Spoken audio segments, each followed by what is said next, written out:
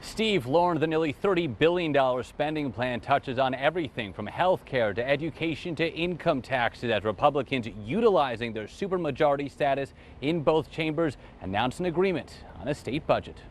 We have come to an agreement. Following weeks of negotiations, a deal finally appears to be in place. I think it's appropriate that we're now able to transition and talk about on what a great budget this is, what it's going to do for North Carolinians from one end of the state to the other. One key headline: lower personal income taxes, dropping the current rate of 4.75% to 4.5% in 2024, and eventually down to 2.49% based on revenue triggers. Mitch Kokai, senior political analyst with the conservative John Locke Foundation, supports the move. There are some companies that in years past, prior to say 2011, would look at North Carolina, they'd look at the top individual income tax rate and just say, no, it's too high. We're not even going to move them on to the second stage of discussions.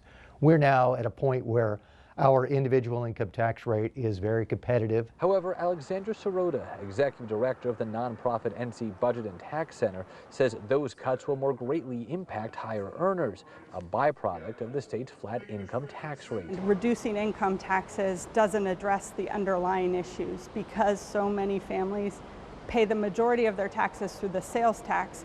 When we focus only on the income tax, we're really missing what is a huge load that working people are carrying across the state. While Medicaid expansion received bipartisan support, it's tied to the passage of the state budget, meaning more than 500,000 North Carolinians remain without coverage. It's not fair to the people in North Carolina who don't have health care that this has dragged on for as long as it has. I mean, the budget is now 80 days overdue.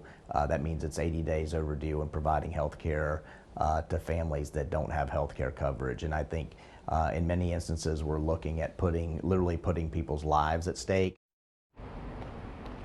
Speaker Moore believes there will be full Republican support as well as some Democratic backing for this budget, voting set to begin tomorrow. I'm Michael Perchik, ABC 11 Eyewitness News.